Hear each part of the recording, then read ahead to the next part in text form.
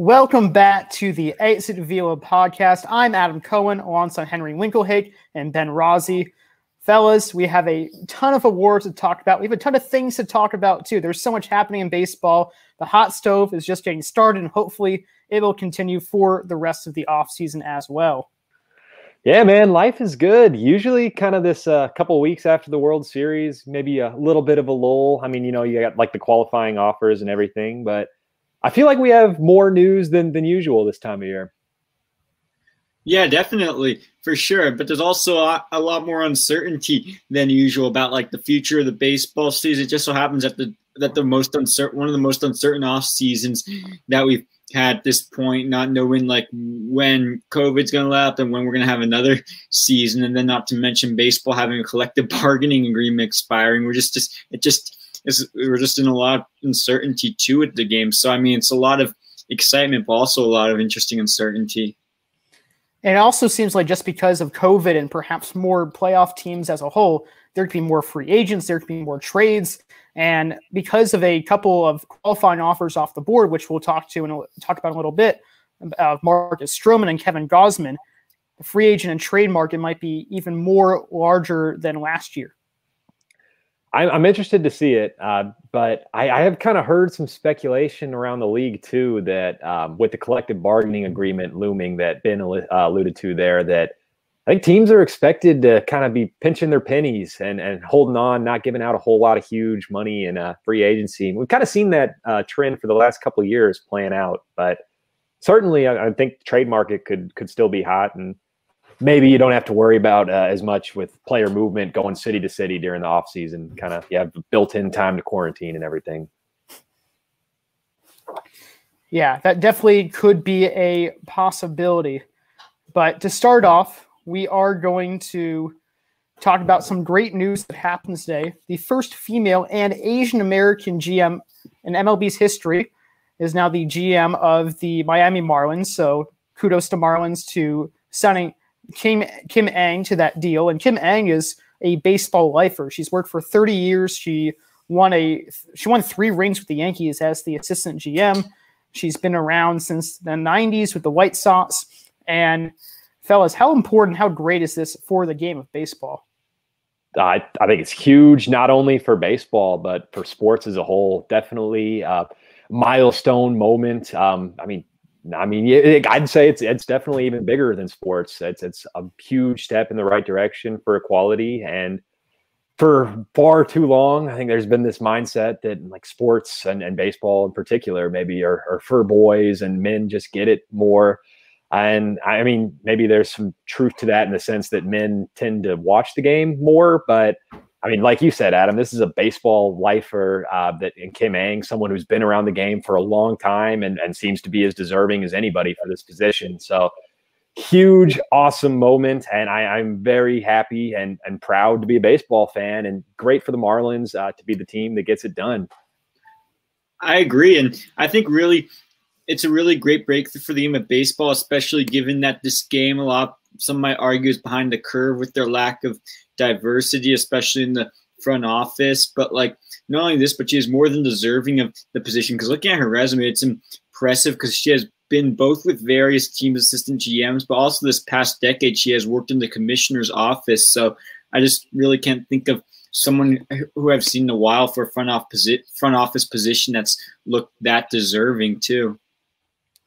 You guys really hit a nail on that one. And as mentioned, she's been assistant GM several times. She's been in the big league front offices for a while. So it's great to see this happening. And we've been seeing this revolution as well. We're seeing a lot more female coaches and strength and conditioning coaches just come into the forefront as well. So this could be kind of a new age for female baseball lifers. And there's actually an article I hope you two read, and I hope that whoever's watching this reads it as well. But it just showed like a history of women in baseball. Like, I didn't realize until a few weeks ago that there's a woman in the Hall of Fame named Effa Manley who helped out with the Negro Elite. So that's really cool. Like, that's something you don't hear about at all, which is insane. Or Jackie Mitchell, who is the woman who struck out Babe Ruth, and Lou Gehrig, or even the first one, who is Lizzie Arlington, who played in like the 1898. It's just like it's a deep history that isn't as looked into. And now because there's more women in there, maybe they'll get some more credit, which is, of course, really helpful, because you know, we all love baseball and we always love these new tidbits and important tidbits such as this one. Absolutely. And get the conversation started and then get people to look back at that history. And then not only looking back, I'd say looking forward too, that if you're a little girl who watches baseball and loves baseball, I think this would be a huge moment that you can grow up and be whoever you want to be and do whatever you want to do. And I think this is long overdue. I mean, not only from like the equality standpoint, obviously, but just kind of as the baseball has been in this more analytical, forward-thinking kind of movement, that you're limiting your options and your potential as a team if you're only looking at half of the people and, you know, the half of the talent out there and only looking at males. So, I mean, I think it was only a matter of time, and just I'd love to see it happen. And additionally, we're seeing a lot more diversity program outreach as well. There's an initiative now, I forget what it's called, but it's an initiative to get more African Americans to play baseball as well, because they represent a very small minority of the baseball sphere. And there is a lot of Latin Americans, there's a lot of white Americans who are in there, and baseball is a decently diverse sport, but definitely with the African American community, that's lacking a little bit, and just women in general. So perhaps we're going to see more diversity initiatives as well. And it's not just diversity for diversity's sake. This is, of course, Kim Anderson, who's someone who's very deserving. So that's even better, because that just proves that, hey, this person deserving, it goes past like the gender or the color barrier, and it's just, she belongs in baseball, and she belongs in this position in baseball. Absolutely. And another thing I want to make sure we mention as well, not only the first female GM in baseball, the first female GM in all of sports. Mm-hmm. So, and it kind of surprising, like we said, baseball perhaps not as progressive as some of the other major sports leagues. So good on baseball for breaking that barrier. I just also want to mention, I mean, from a diversity standpoint, first Asian American too in baseball as a GM. So that's something remarkable that we were able to break, that baseball was able to smash so many barriers in one day.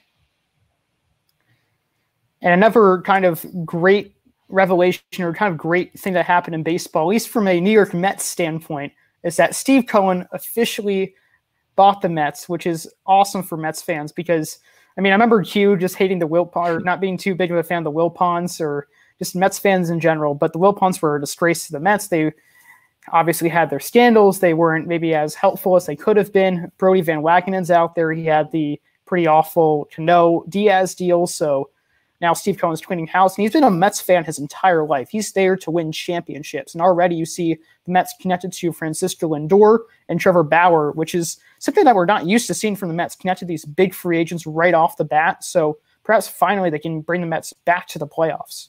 And definitely exciting news for Mets fans. I think just pretty good for the game in general to, you know, see a team that a good historic team in a big market, to see them be successful, which isn't to say we want to, you know, the big market teams to win the World Series every year. But I mean, I think it's definitely good for the Mets, and I think he's going to make them competitive.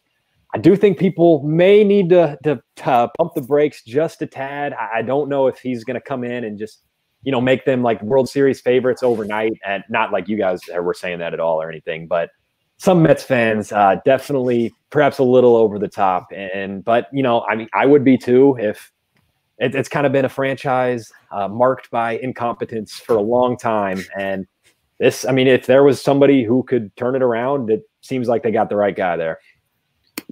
I agree. I think Steve Cohen's a great part of it, and it just so happens I think that this free agent market is actually meant for a team like the Mets. If there's any team that's going to be a real winner in this year's free agency, I would be actually more shocked if it wasn't the Mets than if it was the Mets, because I mean they have a few needs, and like ESPN analysts have pointed out that they're actually the perfect suitors for a lot of the free agents, because they need another solid starter. Trevor Bauer's there. They need another catcher. JT Realmuto's there. So just with Steve Cohen promising that he wants to spend money, and him explicitly stating, I want to be good every year, is going to be huge for the Mets and getting their free agent market. And already they're not even that far off from being a great team either, because they were plagued by a lot of injuries anyways this past season. So I think overall Mets fans have more than reason to be more optimistic than they've been in like the past maybe couple decades or so. And another reason for optimism for the Mets is having Marcus Stroman agree to the qualifying offer, which personally I was pretty surprised by, because Stroman's been talked about in free agency or upcoming free agency for a long time. He's been an elite ground ball pitcher. He has great composure. He's a little guy too, which personally I'm a big fan of, just being 5'3", but he's just awesome. And he's just like such a great presence in the game. So that's great that the Mets signed him. That's great that he stayed. And I think that was a smart move on his part as well, because I don't think he would have made much more than $18.9 million in free agency and having the prospects on his back as well, because the Mets would have to give a prospect or two if he were to sign with another team. So it's a great deal on both sides. And same with Kevin Gausman as well, because Gausman had a breakout year. The Giants wanted a decent starter. Perhaps they overpaid for him, but nonetheless, it did work out as well. And yeah, I think it is a good move for the Mets to get that qualifying offer, have Stroman back, especially with all the pitching inconsistency and injuries that they've had. I think it makes sense for them to go ahead and try and stockpile arms as much as they can. I was a little bit surprised, like you said, Adam, to see Stroman take it. I mean, usually starting pitchers it seems like they always earn a lot more in free agency than I expect them to. So maybe, I don't know, maybe it's just Stroman coming off the injury and wanting to get something a little more sure, I guess, than playing his chances in free agency. And maybe he's pessimistic about the free agent market as well, like expecting people to not shell out a whole lot of dollars with the CBA agreement coming up. I mean, yeah, I agree. Who can blame Gausman for being pessimistic, or Stroman for that matter, for being pessimistic about the free agent market? I mean, I just feel like this market, especially for guys who aren't the highest value, like those two guys. I mean, because neither of them had like spectacular seasons. Obviously, Stroman was injured, so his value went down dramatically this off season. So I think both of the free agents, it's definitely a win for both of those guys, and it really doesn't surprise me just seeing how teams are likely to be very frugal this year with a lot of their free agent spending in the offseason, probably historically. I know we've alluded to this, but of course the pandemic made all these teams lose money, and they also have the luxury tax, new luxury tax, which is a lot more harsh than it used to be. Even a team such as the Yankees, they are going to try to be as conservative as they can. They want to go overboard with the luxury tax because it's more harsh now. It's more prevalent. It doesn't go up as high each year. So they have that, the CBA, and pandemic. So sure, players who are going to get paid are going to get paid, and that includes the rest of the people who declined the qualifying offer. DJ LeMahieu declined, as did George Springer, JT Realmuto, and Trevor Bauer. All four of these guys might get around the $100 million area, even in this type of atmosphere and climate in free agency. But those guys are the rare few that can really boast that. Right. And that you took the words out of my mouth there, Adam, that those guys, I think definitely a clear tier ahead of the Stroman, Gausman guys, that they're going to get paid no matter what the circumstances, that their star players like that are always going to have a bunch of suitors lining up to fill their pockets. So I think definitely made sense for those guys to decline the qualifying offer, try and get something a little bit more long-term and lock up a big payday. So that made sense from that perspective for me. None of those moves really surprised me. Yeah, I'm going to agree there. There were a few maybe qualifying offer moves. Like I was a little bit shocked that more players didn't accept their qualifying offer moves, seeing this uncertainty of the free agent market. Like especially there were actually a couple. I mean, for my Oakland A's, there were a couple. We had a couple of guys. I maybe wasn't as shocked about those guys, but like I just want to mention a couple of our biggest free agents, Marcus Semien and Liam Hendricks, closer Liam Hendricks. Both of those guys denied the qualifying offers this year. And I mean, that actually was maybe a little bit less shocking. But I mean, they're not like the highest value free agents, but Marcus Semien is likely to be like a highly touted shortstop for free agent. And Liam Hendricks, he might be like the one reliever that teams are willing to invest in. So I think in some ways that was interesting. But so I wasn't surprised about my guys maybe denying the qualifying offers, but I think it was interesting to see maybe not as many like mediocre free agents not decline this qualifying offers. Ben, sorry to correct you a little bit, but Liam Hendricks and Marcus Semien did not receive a qualifying offer, but they would have been very good candidates because Semien placed third MVP last year. Liam Hendricks, he just won reliever of the year, and he or he won it before in the past, and he's one of the best relievers in the game. So it's a little surprised he didn't receive in the first place. But Semien had a down year. Hendricks is also a reliever, and relievers don't usually get paid $18.9 million. So I can't say I'm too surprised he didn't receive one, but especially the cost conservative A's. But it is interesting. They could have been candidates maybe on different teams. Yeah, actually, you're right about that. Yeah, Liam Hendricks did get reliever of the year this year, by the way. So it was, this year. So I think, but I think it was going to be interesting moving forward to see like if more teams should have maybe offered the qualifying offers given what we're going to see. Yeah, I was going to say maybe I would say both of those guys probably should have got one, but did the A's not think they're worth what it's like 18.9 million is the qualifying offer? I mean, that's a lot of money for a reliever, but I mean, it's only 1 year too.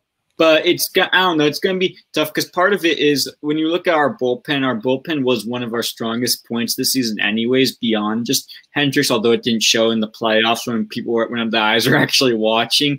So like we have a lot more other areas that we need to address. Starting pitching, we really need to make a lot of dramatic changes to that next season. Then also, I mean, we got to look at our future too. With some of our guys next year, some of our bigger money hitters in the core of our order, like Matt Olson and Matt Chapman, both of them are going to be arbitration eligible next year. So we got to look. So I think it's a good thing what the A's are doing, looking out for that though. But I mean, I would love to keep, if only circumstances allowed, I would definitely love to keep Liam Hendricks and Semien. There's no doubt the green and gold are going to miss them, or any team would miss them if they have to get rid of them. They're both players that any team would certainly want.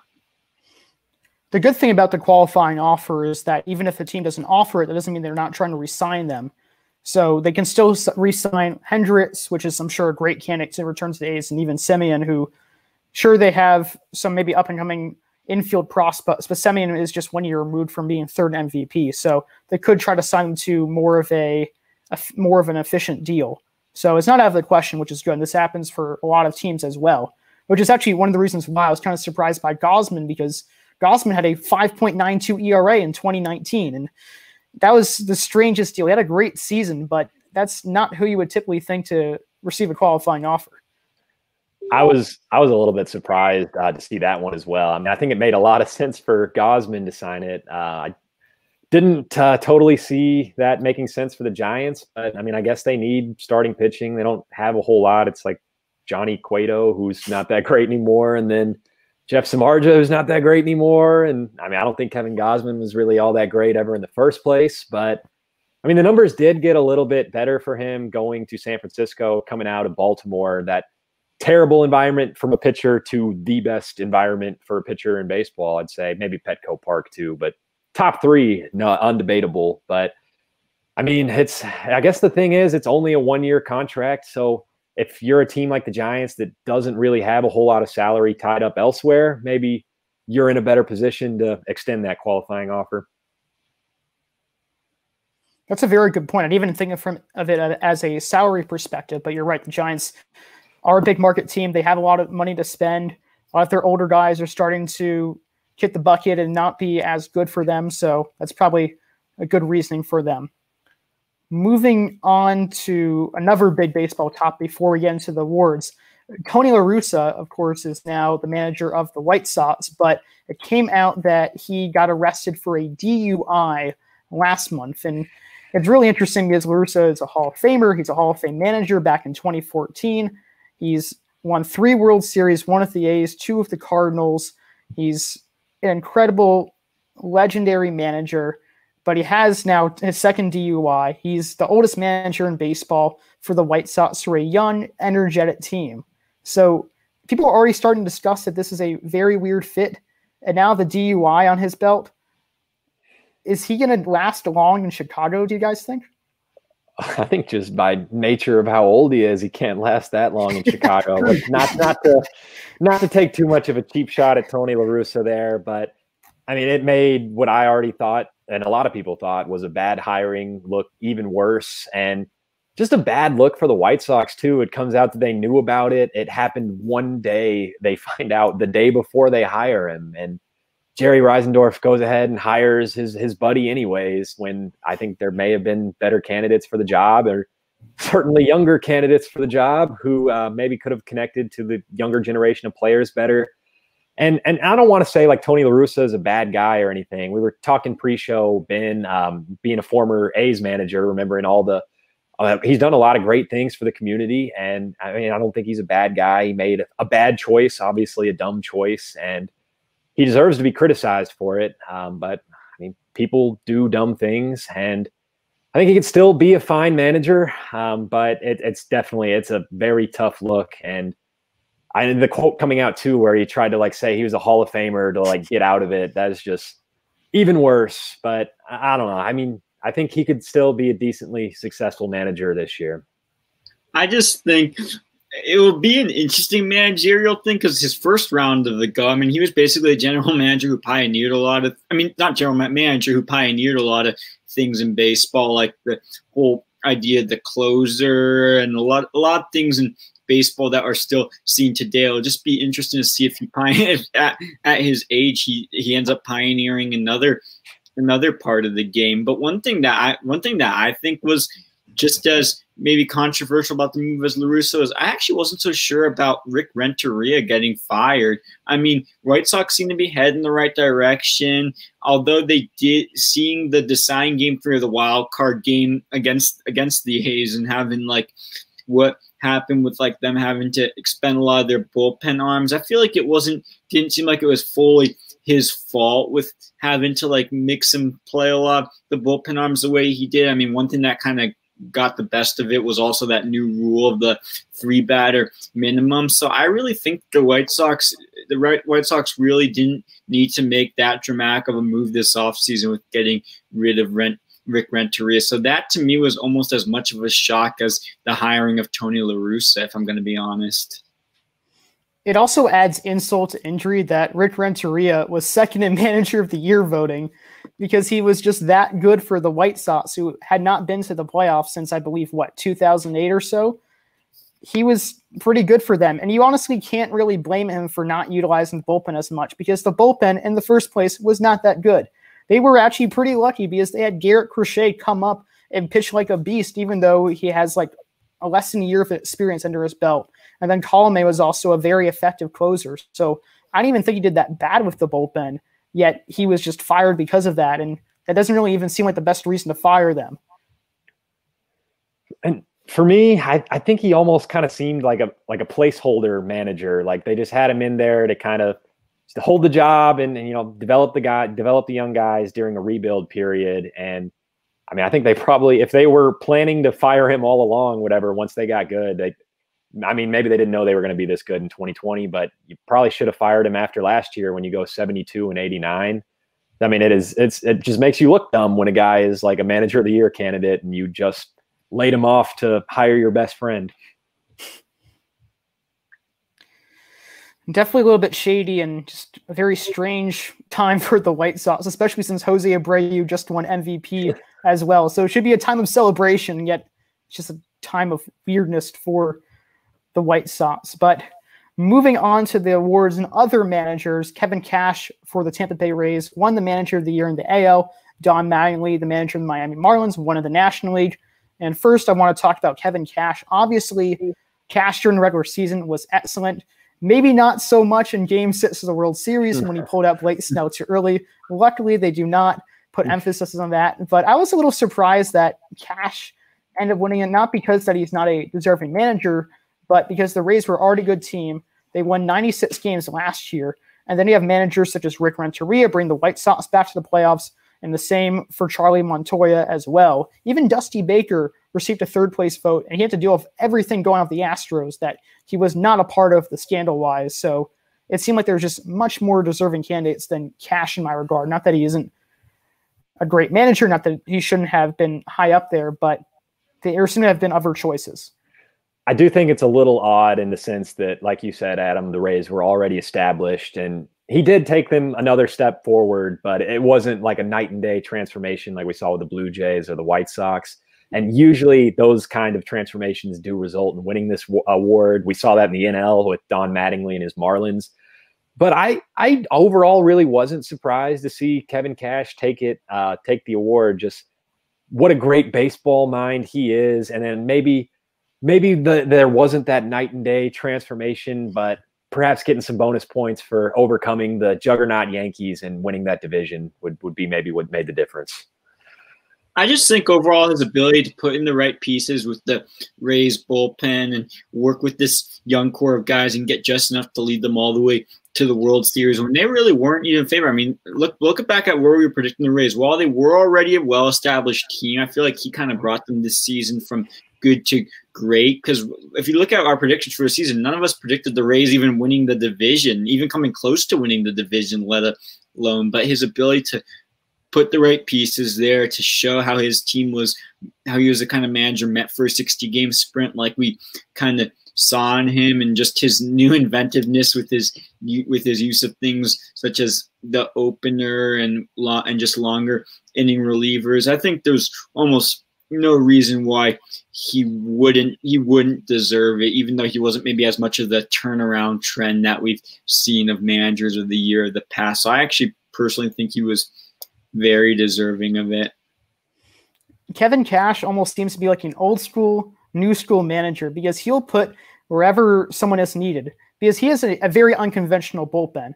He has the opener, which is very new school, but he can use his relievers in any situation. He's not afraid to use his relievers a couple innings at a time. He's not afraid to go to his relievers like 3 days in a row, and that's very useful. However, he isn't enforced by the front office, and he took out his starters early. So that's something that's a bit of a point on him. But at the same time, with the batting order, which is a weak point for the Rays, he utilized everyone in the right spot. He used platoons. He made changes throughout the game. That's something that we don't see anymore. We don't see a lot of defensive replacements, don't see a lot of platoons. So he's bringing back some old school stuff while also bringing some of the new school stuff that the new front office is doing. And that kind of resourcefulness is even more impressive, just given kind of the lack of resources that he's given with the Rays budget, constantly being one of the lower spending teams in the league. That, yeah, he does a better job than anybody, I'd say, of, shuffling those rotations and those lineups. But yeah, like you said too, Adam, taking the pitchers out a little bit too early sometimes, maybe falling victim to his own genius there and trying to get a little too cute. Yeah, but I mean, one move in like the World Series, it's just really difficult how people think that should like define one's reputation, just seeing what he did in this season and everything. And then now moving on, speaking of, like you were saying, Henry, of low spending teams and things with limited resources, I think Don Mattingly, given what he was able to do with the Marlins, who everyone was predicting a last place team, and they make it to the division round. I mean, what the Marlins did, he's nothing short of deserving of National League Manager of the Year, in my view. You guys agree with me? I think the best statistic I saw about the Marlins making the playoffs was that they had a negative 43 run differential. And there's actually a new, I don't know if you guys watch Foolish Baseball or the audience does, but that's a great show on YouTube, a great YouTube channel. And that's just shows like all these like hard stats, and the show like how the Marlins were just at such odds because they, of course, acquired COVID. They brought off so many of their prospects up earlier than anyone would have thought. They had to play 57 games in 54 days, and they were also 10-4 in 7-inning games as well. So they came through so much adversity throughout the season. And then they also go to the playoffs. Unfortunately, Henry, they beat the Cubs, which is not the best look, but it was just amazing how far they went. And I don't think they're going to make the playoffs next year. Maybe not at the 16-game spot. It's tough to say, but it does seem like they're a bit one-year wonder. It does seem like they played to the pandemic. But nonetheless, Mattingly, who has always strove for a World Series, he's never gotten it yet. He didn't get it with the Dodgers, of course, but to see him win the award now, that's a very good look for him. Absolutely, and definitely a well-deserving award. A well-deserving guy to take home the award there. No argument for me on this one. And just what he was able to do with all that adversity, like you mentioned, Adam. Not to mention the adversity of just being the Marlins in general. And I do agree with you too. I think it may be a little bit of a one-hit wonder, and just kind of the anomaly of having that bad of a run differential and still being able to make the playoffs. I think that's something that we probably won't see again in a 162 game season. That's some of the quirky randomness that we got in this crazy 2020 year. But still, just all things considered, I think what they were able to accomplish and nobody expecting anything from them, all the props in the world to Don Mattingly. The only argument that I would have had with this one is Tingler not getting it with San Diego coming in second place here and him having such a great turnaround season for the Padres as well and everything they were able to accomplish. But I mean, certainly I don't think they were the long shots that the Marlins were to make the playoffs. They were not favorites to be there by any means, but I don't think people were expecting anything from the Marlins. So props to Don Mattingly. Yeah, and it's possible that could, I mean, this could be, I mean, like you're saying, even if it is a one-year wonder, one-hit wonder, he still could have, I still think he's now maybe improved his, like, managerial reputation from, like, after his, like, somewhat bitter exit or something with, like, or in some ways shocking exit with the Dodgers.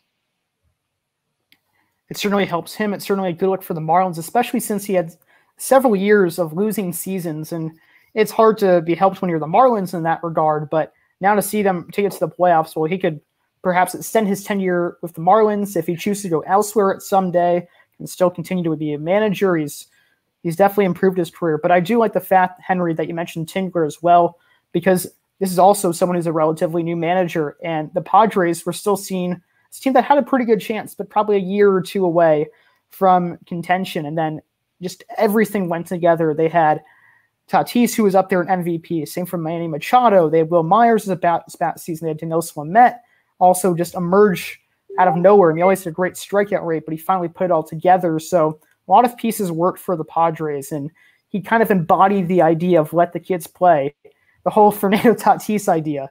And the Padres are now one of the more exciting teams in baseball, and Tingler definitely deserves some credit for that.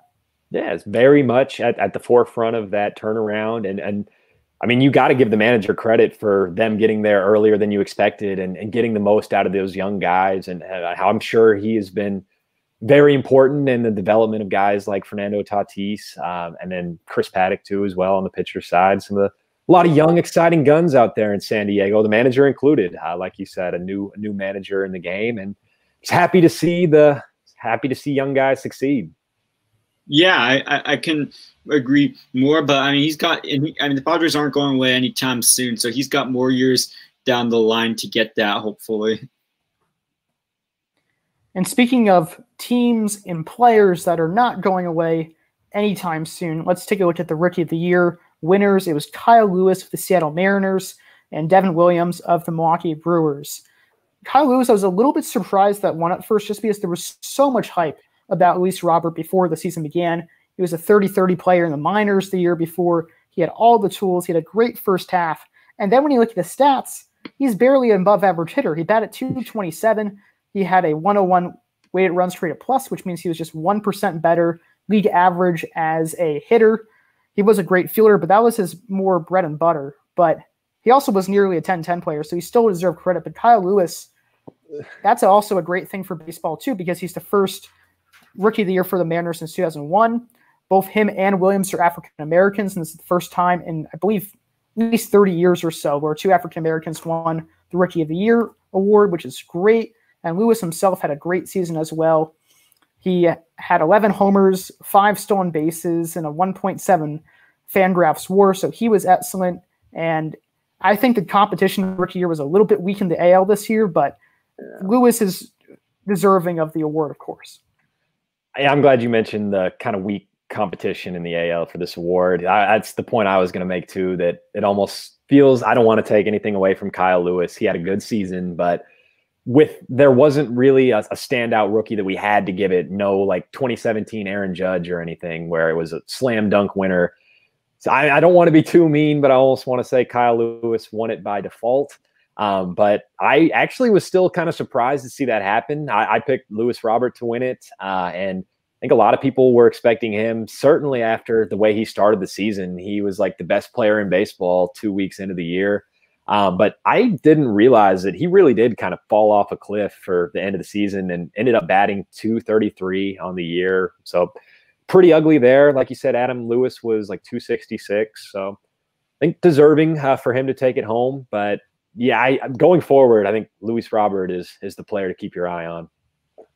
Yeah, I mean, I'll agree there that Kyle Lewis, I mean, it's interesting. I remember the first few weeks of the season, I was like hyped on Kyle Lewis, and I was like, man, this guy's a real superstar. He was breaking out. Yes, his stats may have been a little bit underwhelming from what you'd expect from a rookie of the year in terms of 262 batting average. And yes, maybe Luis Robert was the more exciting bat to watch, because I gotta say, just seeing Luis Robert's bat at such a young age, and how he already seemed to have such natural power and everything, it was great. But then the stats speak for it and everything. And I think definitely with Kyle Lewis, part of the reason why he wasn't maybe getting as much of like the hype that maybe he deserved at the same time was given to the fact that he plays for a team like the Seattle Mariners. So I'm actually, when I look at it, and when you dig deeper into the stats, 1.7, so above average WAR. I'm overall now more in agreement, even though I too initially thought Luis Robert, just given all the hype around him, was rookie of the year. And then speaking of in terms of playing for maybe less recognized teams, Devin Williams for the Brewers getting National League Rookie of the Year. He was great, but let's be real. None of us I feel like he was kind of a less talked about name too. The fact that he has 0.33 ERA through 27 innings pitched this season. I mean, that's nothing short of remarkable. And I'm actually a little bit surprised that there wasn't as much talk surrounding him throughout the season. It seemed like towards the end of the season, he was starting to be talked about more, just because he went on an incredible run, having a 0.33 ERA, even in just a 60-game season, is still incredible. So, and actually, Henry, you and me had a conversation over Twitter recently about Devin Williams, how he maybe allows Josh Hader to be expendable because the Brewers continue to have great relievers, and he could be the next guy up. And he's just so young and is there under team control for so long. And he was so dominant too. Besides the ERA, he struck out batters at a ridiculous rate, almost 2 batters per inning. It was a 17.67 strikeouts per 9 innings. Just ridiculous. And he's the first reliever to win the Rookie of the Year award since 2011, back when I think it was Craig Kimbrell who lasted it. I know Natalie Feliz, I think, did the year before, but Craig Kimbrell was the last one. And that young man is an absolute beast. And I think that, like you said, Adam, somebody, the first reliever to win it in that long, just I think speaks volumes to the kind of season that he had. You said a 0.33 ERA. He gave up 1 home run the entire season. Like you said, striking out almost 2 batters an inning. He is insanely good. And yeah, I think you could very easily get rid of Josh Hader. Not to say you have to. I mean, there's no problem with having multiple lockdown arms in your bullpen. But I mean, when you have a backup like this, Devin Williams, you could hand the ball and make him the closer. I think you could certainly, there was another guy we were having a conversation who was part of our conversation on Twitter, Adam, who said the Brewers have a lot of other needs. So maybe it makes sense to kind of move the big name in Hader and try and plug some of those holes elsewhere, especially when you've got such a young stud to fall back on. Yeah, and I mean, he was the real biggest. He could be argued as one of the bigger impact players this year too. Given if you look at the rest of the Brewers pitching, I mean, their stats were pretty underwhelming. The rest of the pitching stat, well, other than I think Harder's pitching stats were okay this year. Was he injured most of the year? I don't really remember, but the Brewers pitching, I looked at it overall, and yeah, Devin Williams was one of the only real effective arms. So I think he was a big reason too why they even got to the playoffs in the first place. It would not be fair to mention the NL Rookie of the Year without mentioning Jake Cronenworth, who came in third, and Alex Boehm actually just slid it right ahead. They both actually tied for 74 points, but Jake Cronenworth was maybe seen as the favorite. He's not the most powerful guy, but he played all around the infield. He also stole a good amount of bases, was a very elite fielder, and that was kind of a nifty pick for the NL Rookie of the Year. But obviously Williams was just so dominant as a reliever, even not as a closer. He was just too hard to ignore. And at the end of the day, he does seem more deserving. But I think a few people were shocked that Cronenworth did not win. Absolutely. Just being the position player who played more than anybody else really on this list. I think that definitely gave him a leg up. And I was rooting for Devin Williams, but I expected Cronenworth to take it home personally. And you should compare the three finalists. You got Williams as a relief pitcher who hardly ever win it. And then Alec Baum was up for like a month. I feel like I was surprised that he was a finalist. Granted, he was really good in his short time up, but I mean, I thought Cronenworth was almost as good for a lot longer of a time. So I was expecting him to win it. That was a surprise to me. I was too, but at the same time, a lot of the time it's like the breakthroughs in the end. I think that tend to ultimately get a lot of time. But yeah, it was a little bit hard to come with because I mean the fact that he already showed like sometimes it takes guys a little longer to develop like their amazing fielding abilities, but he already also showed great fielding abilities too as a rookie, which was pretty impressive. So, but I think he definitely has a great future in the game down the line for sure. Yeah, they definitely, all these rookies, of course, have great futures ahead of them. And it was a pretty fun pit to see that Williams came on top and Cronenworth and Bohm were just up there. Also, one person who got a down ballot vote was Sixto Sanchez, who was excellent down the stretch. He really brought the Marlins to the playoffs. He helped them. Unfortunately, Henry beat the Cubs, and he was just a stud as well. So he's actually, I think, up for Rookie of the Year next year as well. He could be eligible, so that could help him out, and he could be a maybe dark horse favorite. Yeah, that's another young beast. Hard throwing a young pitcher. Dude is flirting with triple digits. And he absolutely dominated my Cubs in that wild card round. No argument for me here. And I believe you are correct, Adam. I think his rookie status is still intact. So I wonder then if you're like a guy who doesn't qualify for Rookie of the Year this year, but you still get votes because you were that good, could you in theory be like a back-to-back Rookie of the Year? I think you can. Yeah, I think there was one guy who went like 8th and then 4th, which is hilarious. I forget his name, but it's really weird to think about. Another upcoming 2021 possible Rookie of the Year candidate is Randy Arozarena, who already won ALCS MVP, and he could also win Rookie of the Year next year. I mean, I think he'd definitely be the favorite in a lot of people's charts. Yep, down the line. I mean, that's what's been so great about the game of baseball this season is yet another. I mean, although this season, another great young core of guys as the game is still evolving with more young players, and we're in an era where like young guys are really taking center stage. There's enough great rookies. It's great to also have enough great rookies to add to that for sure. There's also more exciting young players that are emerging in baseball. One of them is the better Bieber, and that is Shane Bieber. He won the AL Triple Crown, which was incredible. He was already amazing last year. He had like 250 strikeouts. I think he was top 5 in the AL Cy Young Award, and he won it unanimously. Totally deserved it. A 1.63 ERA and 77 1/3 innings pitched. So he was excellent. I'm really happy that Trevor Bauer won the NL. I think, honestly, Trevor Bauer might be my favorite player in baseball. He's hilarious. He's just a clown. He just trolls everyone. He talks badly. He'll make fun of anyone who gets in his way. He's just great for the game. And he also almost single-handedly brought the Reds back to the playoffs. And he was excellent down the stretch. He's very, very deserving this award.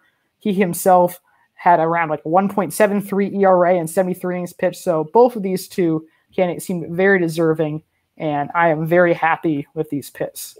I'm twisting around in my seat here, man. I think Trevor Bauer might be my least favorite player in baseball. Ooh. And his personality just completely rubs me the wrong way. And I get like why so many people do love him. And I get that he is good for the game. Nobody can argue that. And he is a tremendously talented pitcher. And I think he probably was deserving of the NL Cy Young. And full disclosure, I am very salty that Darvish didn't win it. I think Darvish had a great year as well. But I mean, it's hard to argue with the Triple Crown. I will try to a little bit, but I have no arguments for Shane Bieber. I mean, that one was obvious slam dunk. I think he should have got some MVP votes, but I guess that's probably why you have the Cy Young Award in the first place. But I'll hold my tongue on Bauer for another second and let Ben get a word in first.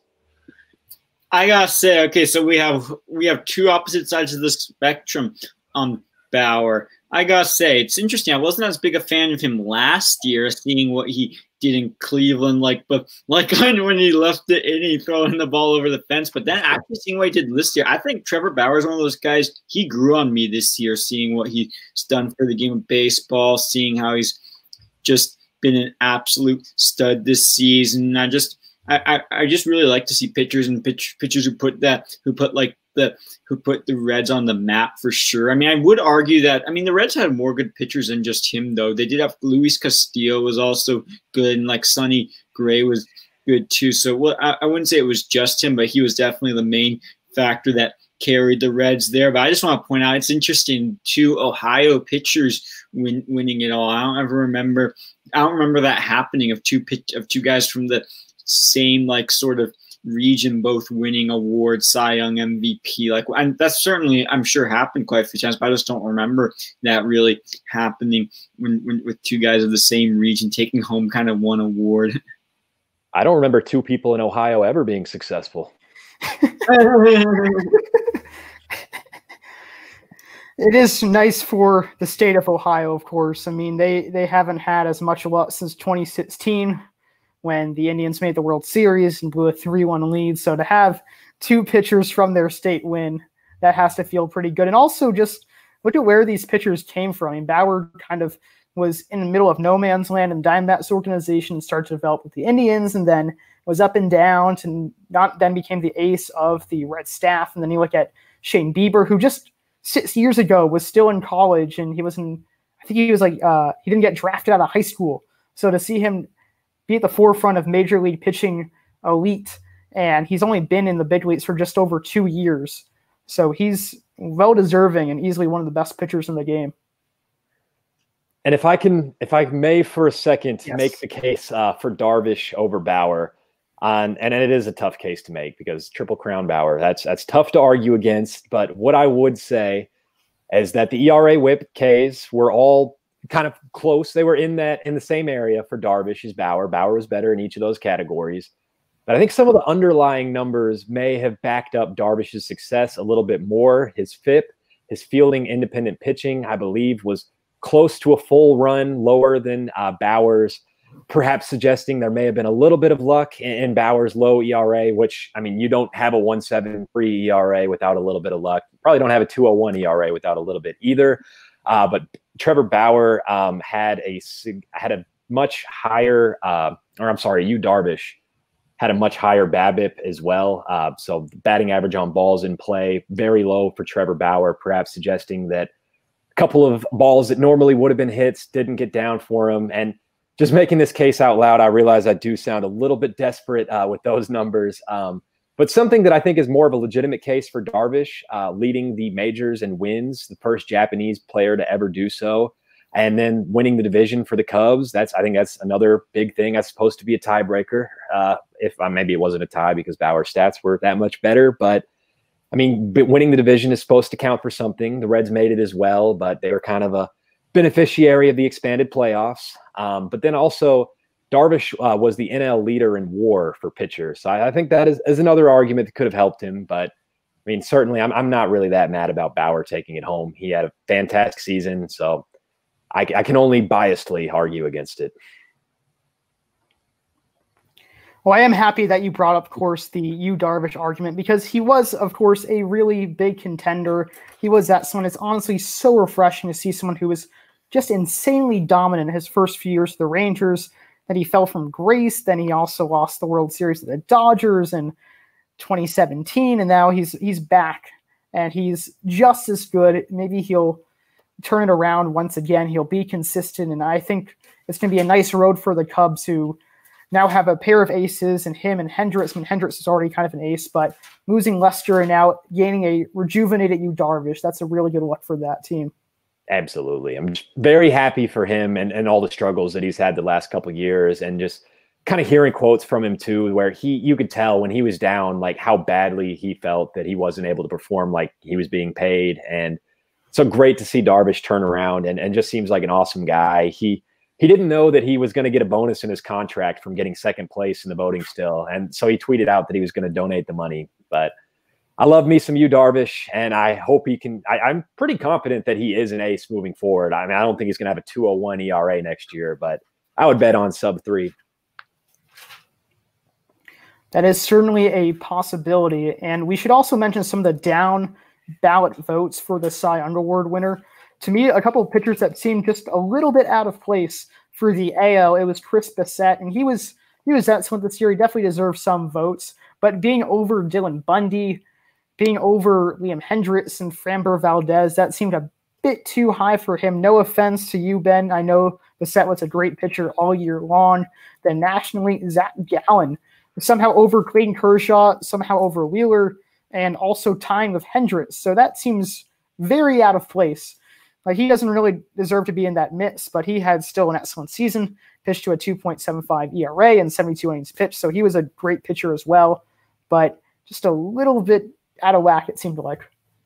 I do think I will say for the Chris Bassett thing, I'm going to argue, yes, maybe he was a little too high being over Hendricks, but at the same time, I think he was also a little bit underrated this season, what he did, seeing how, like, I think he was the one ace pitcher that really provided any consistency for our pitching rotation this year in our starting pitching. That's huge. I mean, it's tough when he doesn't have anyone with like real starting pitching, but he was the one pitcher who you could actually expect to give you 5 or 6 solid innings every outing that he came out. I mean, he didn't even with the playoffs, all our starters faltered. They barely gave us 4 innings, including him. But he gave us one solid outing in the playoffs too. He's the one pitcher who gave us a solid starting outing in the playoffs. But yeah, the rest of our pitchers. So I think his team value cannot be underestimated. So I might argue that. But yeah, it's true. Maybe he shouldn't have been too far ahead of guys like Hendricks, because then Hendricks' his teammate, I mean, his team value was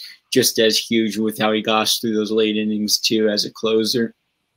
And I think Ben makes a good point too, that maybe the steady compiler is a little bit even more valuable in today's offensive environment, where teams are popping off, scoring 15 runs like it's nothing, where you need guys who are going to be able to eat innings and give you consistency like Chris Bassett. But I still was surprised as well to see him place that high at him. I didn't think he totally deserved it. I don't want to hate on him too much, because there definitely is value in that skill set, especially with a team that is getting a lot of struggles from their other starting pitchers. But I thought Zach Gallen had a pretty good year for the Diamondbacks. That one didn't really surprise me all that much.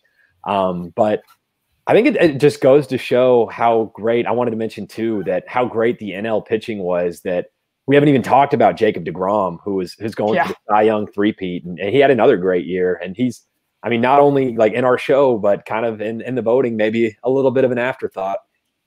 Even like Clayton Kershaw, I mean, a little bit of an afterthought, despite how he did a lot of things with his legacy. I mean, his stats might not be like as amazing as like the Clayton Kershaw stats, no, but if any pitcher had the kind of stats he had this year, that would still be considered a big accomplishment for them. So even the fact that Clayton Kershaw, who finally solidified his World Series legacy, was not in the talk, was something for sure. I think also, Henry, you mentioned how deep this NL Cy Young Award race was. Of course, Kershaw being in there once again, very deserving, but Dinelson Lamet placing 4th, and he finally put it all together. He finished over Fried and Burns, and the two of them were maybe even seen as coming 4th and 5th respectively. So Lamet to jump over them was very impressive. And then you have Devin Williams, who received 3 votes for 5th place. I mean, he was very deserving, and it's nice to see that more relievers such as Williams and Hendricks getting these Cy Young Award votes, because they, of course, are so crucial to the team. Absolutely. I love seeing some of those more unheralded guys kind of getting the recognition they deserve. Lamet, a great season. Corbin Burns as well, dude who was not getting any type of Cy Young hype heading into the year and pitched very well, like you said. And kind of just overall, I think that baseball writers did a really great job with the awards. I mean, I'm mad at the Darvish Bauer things. I'm a Cubs fan, but overall, I think they got most, if not all of these right. I'm going to be honest, though.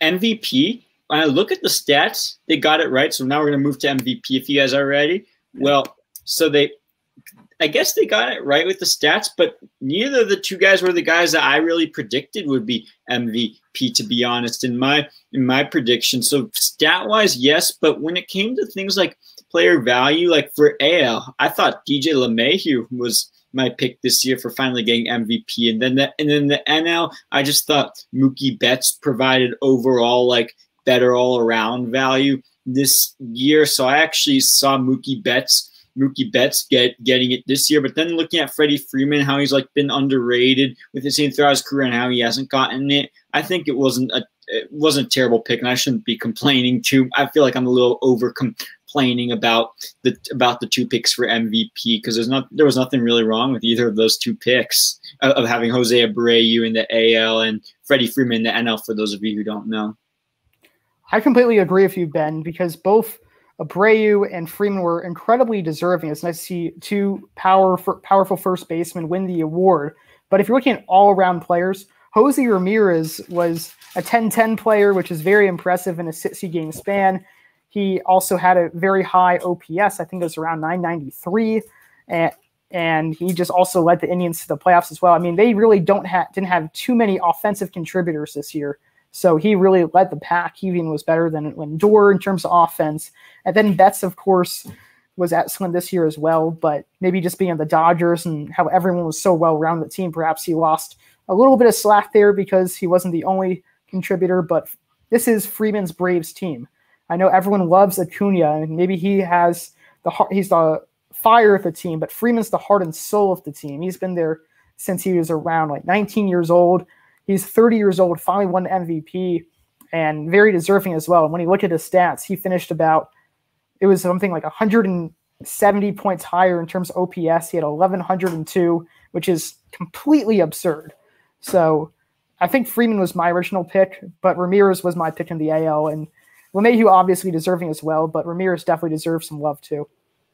Almost a bit of a throwback, too, to see the slugging first baseman get all the love. That's like a early 2000s baseball theme. And I kind of was expecting more of the all-around players to take it home as well. I was probably thinking Mookie Betts in the NL, and I liked Jose Ramirez in the AL as well. But I think both Abreu and Freeman have kind of flown under the radar for a long time and just been such great, steady contributors. And then this year, each of them taking it another step further and kind of just being very, very well-deserving MVP candidates. And yeah, the numbers kind of jumping off the page like Adam was describing. So I'm certainly not mad about it. I'm a little bit surprised, I suppose. But, I mean, when you look at the numbers, it makes sense.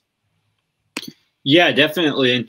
And I also look at some of the other numbers. One of the skepticisms people had about Jose Abreu was maybe his fielding, maybe being a little below average and stuff. But then when I look at it, actually, he had a plus fielding. He had plus 13, like defensive WAR, something that was really good. I mean, I know he didn't play every day at first base. He played less first base, but I mean, seeing that he was able to put up some great fielding stats too, and just seeing the consistency he's provided and the fact that he's the core of a great White Sox lineup. I think part of the reason why maybe I was a little underestimating him getting it was just seeing how great the rest of this White Sox batting order was doing this year. I mean, I actually think it's great he finally got recognized. In all these years, it's funny, he's always been underrated, I think, for different reasons too. Like all these years, this year he was underrated because of being in such a good White Sox lineup, like I mentioned. Other years he's been underrated because he's played for when the White Sox have been bad, and usually players on like the losing teams don't get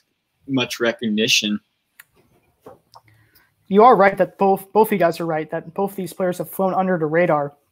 Of course, with Jose Abreu, he actually also won Rookie of the Year back in 2014. And he's been very steady, usually having around 30 home runs and 100 RBIs. People have knocked him on on-base percentage, but his career average is now 350. So that's still above average. People have knocked him on fielding, but he's a first baseman to get away with that. Then Freeman, too. And we were writing this in the doc, but is he on his way to a Hall of Fame career? Because he's always been consistent. He's always batted around 280, 290, even 300 plus. hits 25 plus home runs. He's not your conventional 40 home run or bust first baseman, but he's kind of seems like a John Olerud or Mark Grace, just keeps sticking it out there for the long haul. I love the Mark Grace comparison. I think that is a good skill set comparison. And I would agree. I think he is on pace to get there now, but I think just kind of by nature of the way he plays, he's going to have to do it for longer than other guys may, who have, you know, those like 60 home run seasons and have a couple of those, versus Freddie Freeman is going to have to put together solid seasons for a long time. I think he ultimately will do it, but I was interested in seeing this question in the document before our show. So I looked on Baseball Reference's Hall of Fame predictability meter. And just to give you some player comps of guys not yet eligible for the Hall who are kind of in that same realm as Freddie Freeman, they actually have Jose Abreu 3 spots ahead of him, 51st among not yet eligible players in probability to make it in. We have Josh Donaldson right there, Matt Kemp, Troy Tulowitzki, Chris Davis with a C, and then Francisco Lindor, Anthony Rendon, Carlos Gonzalez, Chris Bryant, all kind of in that ballpark. And I don't know if many of those names are screaming Hall of Fame at me, but I mean, it's guys at different points of their career as well. And Freddie Freeman still has a lot of years to put together great seasons. And that's the other thing. Freddie Freeman, I mean, a lot of those guys you mentioned, they've all had some down seasons lately, but Freddie Freeman hasn't really. I've looked through his stats, and before I was a little like skeptical about like him having that much power, and I was like, yeah, he's not, like you said before, not your typical first like power hitting first baseman who puts up a ton of home runs. But then looking at it, he still does have power. I mean, he hit 38 home runs last year, so that's always a good year. I mean, I know last year was a year of home runs. A lot of guys hit a lot of home runs, but still 38 was still above average as far as home run numbers. And I just think his numbers, his numbers definitely speak for him being a Hall of Famer already, and kind of value he's provided. And so I'm actually a little bit shocked that he was not quite as high on the meter, but I hope he continues to grow up to that, whatever Baseball Reference says. As a well-rounded hitter, it does seem like that Freeman will continue this pace. He's 30 years old now, so that definitely factors in. But he's also been having 100 RBIs, having 150 plus hits each year, batting 280 to over 300. Those are sustainable skills. It's not just all or nothing power, all or nothing speed, where that can fluctuate from season to season. He's relatively consistent, and it's nice to see him kind of be this almost unheralded Joey Votto, or someone in the same region as Anthony Rizzo, someone who's just always there, always producing. And maybe he's not a first ballot Hall of Famer, but this could be the guy who wins over some voters when it's all said and done. You read my mind with Rizzo too when you were saying consistent first baseman, which I think Freddie Freeman's the better version of Anthony Rizzo, the guy who gives you the same stats every year, but his stats are better than Rizzo's. Definitely better than Joey Votto's these days. But yeah, in that mold of the Joey Votto MVP days, he's a beast, and I think he's going to continue to be a beast. I love your point, Adam, that his skill set definitely looks like it holds up over time. It's not anything crazy. It's not your 65 home run year that it's going to not be repeatable. He's hit like this his entire career, and he has all the tools to make him a high average guy. And I think being a great on-base player as well helps that too, that, he's working counts and he's taking good at bats, and he's going to put up a good batting average. That just about wraps it up from the Exit Velo podcast tonight. Thank you all for joining us. I'm Adam Cohen alongside Henry Winkelhake and Ben Rossi. And until next week, we should be back at our usual Thursday, 7 p.m. time, but have a good one and good night.